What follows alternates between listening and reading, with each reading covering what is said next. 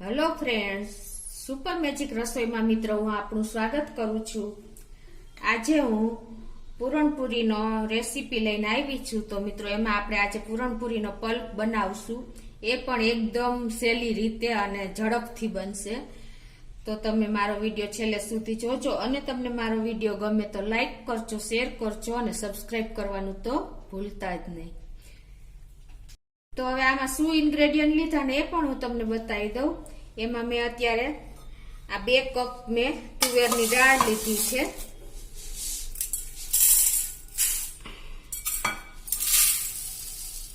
આ 2 કપ, અને એમાં મેં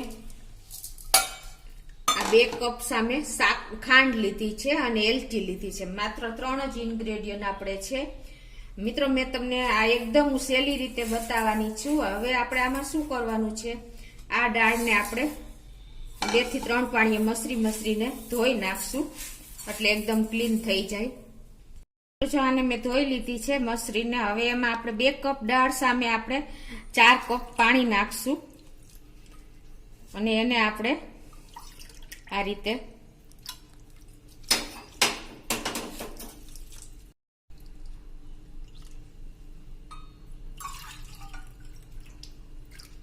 આ રીતે 4 કપ પાણી નાખ્યા પછી મિત્રો આને આપણે 4 થી 5 કલાક સુધી આને પલાળી દેશું, એટલે શું થશે, આપણી દાળ એકદમ સરસ પલળી જશે। અને હવે આપણે જો તમારે સવારે દાળ બનાવી હોય તો તમારે રાતે જ તુવેરની દાળને આ રીતે જે તમે વાટકીથી માપ લીધું હોય ને એનાથી 4 ગણું પાણી આપણે નાખવાનું। એટલે અત્યારે મેં 2 કપ લીધું છે તો 4 કપ મેં પાણી નાખ્યું છે અને આને આપણે મેં આને 4 થી 5 કલાક હું હવે પલાળવા મૂકી દઈશ। તો મિત્રો જો 5 કલાક થઈ ગઈ છે અને આપણી દાળ પણ સરસ જો પલળી ગઈ છે, તમે જોઈ શકો છો। હવે આને આપણે આ પાણીને ડ્રેન આઉટ કરી દેશું, એટલે કે એકદમ આ કાણાવાળા વાસણમાં આપણે દાળને નિતારી લેશું। તો મિત્રો જો મેં આવી રીતે કાણાવાળા વાસણમાં આપણે તુવેરની દાળ જે પલાળી હતી ને 5 કલાકે મેં નિતારી લીધી છે। હવે એને આપણે આવી રીતે એક વાસણમાં લઈ લેશું।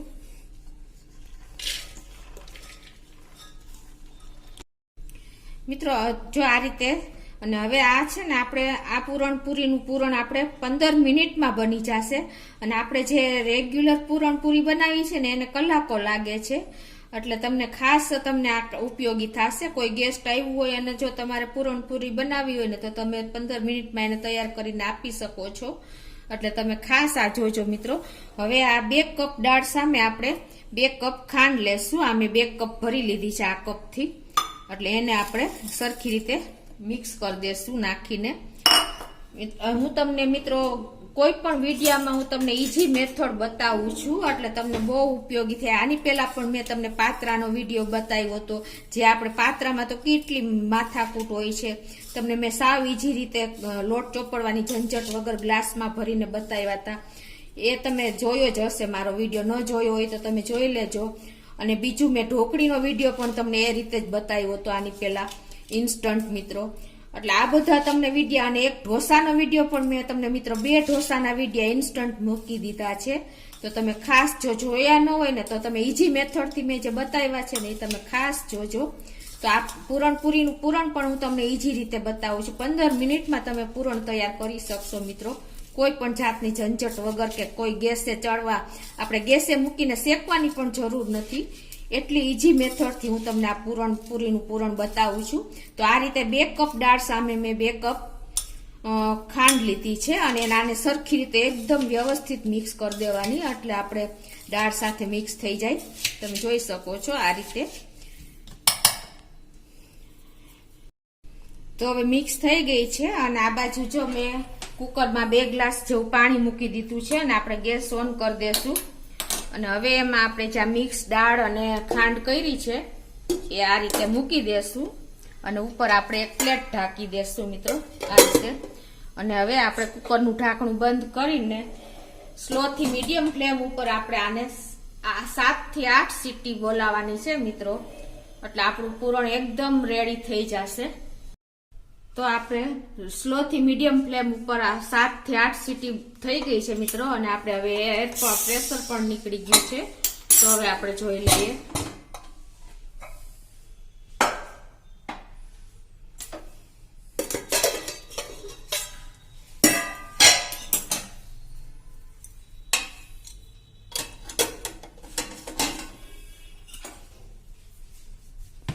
તો તમે મિત્રો જોઈ શકો છો કે આપણી જો દાળ પણ સરસ આપણે ખાંડ અને તુવેરની દાળ બે મિક્સ કર્યા હતા એ સરસ તૈયાર થઈ ગઈ છે.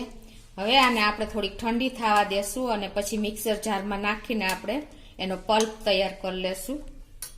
હવે આપણી આ દાળ પણ ઠંડી થઈ ગઈ છે. હવે એને આપણે આ મિક્સર જારમાં પીસી લેશું અડધી અડધી કરીને આ રીતે.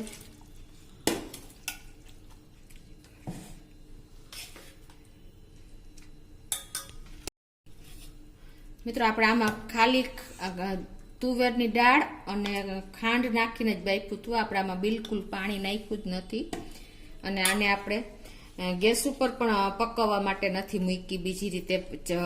તો હવે આને આપણે સીધી પીસી લેશું. તો જો મિત્રો આ રીતે મેં પીસી લીધું છે. તમે જોઈ શકો છો એની કન્સિસ્ટન્સી આ રીતની. જો આપણે જે પકવી છે ને પેનમાં એવી જ કન્સિસ્ટન્સી તૈયાર થઈ ગઈ છે. તમે ઇઝીલી સીધું જ આના પૂરણ તૈયાર થઈ ગયું છે તમારું. તમારે ગેસ ઉપર ચડાવવાની કે પકવવાની કોઈ જરૂર જ નથી રહેતી મિત્રો. તમે જોઈ શકો છો આ રીતે. આ મિત્રો બધી લેડી ગૃહિણીને બહુ ઉપયોગી થશે હું એવી આશા રાખું છું. આમ તમે જોઈ શકો છો કે એકદમ આપણો પલ્પ એકદમ કઠણ પેંડા વડે ને એવો તૈયાર થયો છે. આપણે આ પલ્પ તૈયાર કરવામાં મિત્રો ઓછામાં ઓછી કલાક 1.5 કલાક લાગે છે. આપણે ગેસ ઉપર ચડાવીને આપણે એનું ખાંડ નાખીને આપણે જે બનાવ્યું છે એનું પાણી બાળતા. તો મેં તમને આ એકદમ ઈઝી મેથડ સીધી કુકરમાં જ ડાયરેક્ટલી તમને બતાવી છે. તો તમને આ ઉપયોગી બહુ થશે મિત્રો. તમે ચોક્કસ આ રીતે ટ્રાય કરજો મિત્રો. હવે આપણે જે વધ્યું છે ને એ પણ આપણે હવે પીસી લઈએ.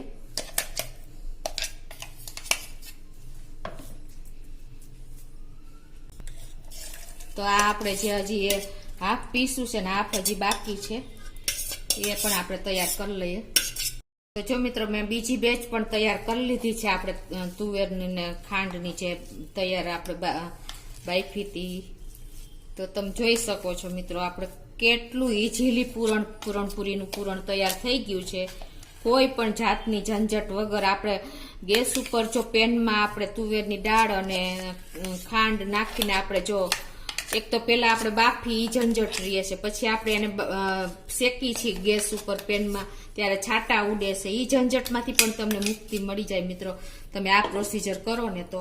હવે એમાં આપણે આ જે મેં એલચી ટોચી છે મિત્રો એ એડ કરી દેશું. ઘણા લોકો વરિયાળી પણ એડ કરે છે જે તમને અનુકૂળ હોય. જાયફળ, વરિયાળી અને એલચી. અત્યારે હું ખાલી એલચી જ એડ કરું છું. હવે એને આપણે આ રીતે સરસ મિક્સ કરી લેશું મિત્રો. તો આ રીતે મિક્સ કર્યા પછી મિત્રો તમને જોઈ શકો છો કે આપણું પૂરણ એકદમ પેંડા વળી જાય છે. તમે જોઈ શકો છો આ રીતે ઇઝીલી તમારું પૂરણ તૈયાર થઈ ગયું છે મિત્રો. તો તમે ચોક્કસ આ રીતે ટ્રાય કરજો. કલાકોનું કામ મિનિટોમાં પતે છે મિત્રો. તો તમને આ મેથડ મારી 100% તમને ઉપયોગી થશે ગૃહિણીને. અને જે કોઈ પણ ગેસ્ટ આવ્યું હોય તો તમે ઇન્સ્ટન્ટ બનાવી શકશો મિત્રો. અને જ્યારે ઈચ્છા થાય ત્યારે તમે આને ટેસ્ટ એન્જોય કરી શકો છો મિત્રો.